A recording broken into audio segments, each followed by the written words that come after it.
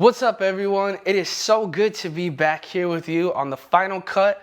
As always, I'm your host, Jett Delgado, and on today's show, I have a very special movie to share with y'all, and that movie is Scream. The new installment to the Scream franchise welcomes back legendary actors Neve Campbell, Courtney Cox, and David Arquette to reprise their roles in the new requel. Now, if you're not familiar with that term, you can think of it as not quite a reboot, but also serves as a sequel with a refreshing new twist. The hype was real for this one, considering the last Scream film was back in 2011. Although this is the first Scream film to be produced without the mastermind director, Wes Craven, I still believe this movie definitely captures its target audience. There's an awesome introduction to a new cast featuring rising stars like Jenna Ortega, Melissa Barrera, Dylan Minnette, and so many more. I can honestly say Scream is a thrill ride start to finish with a runtime of 1 hour and 54 minutes. The guessing game of who the killer is will keep you at the edge of your seat the entire time.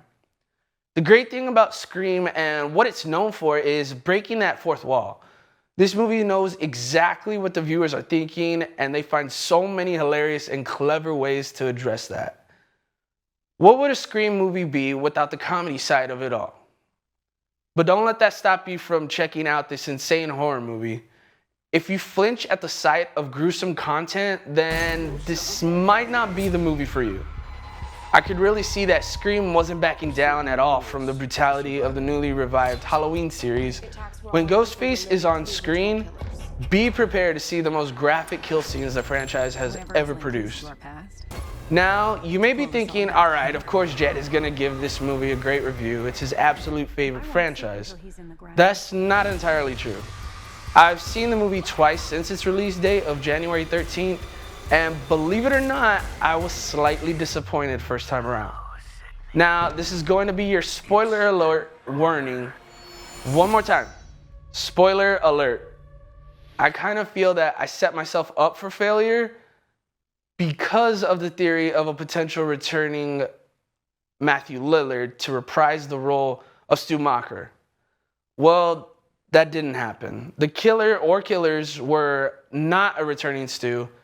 I also felt that the amount of screen time that Neve Campbell had was way too minimal, but after considering a few factors like long-term storytelling and the recent announcement of another sequel to release in 2023, I can let those two things slide. I really think if you're a horror fan, then you should check out this awesome film, especially if you're a big Scream fan. If you don't want to take my word for it, let the box office sales speak for themselves. Scream was the first movie to dethrone Spider-Man No Way Home from the #1 spot and has generated over $100 million.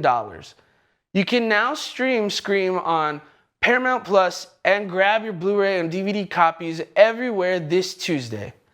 I'm your host, Jett Delgado, and this has been The Final Cut.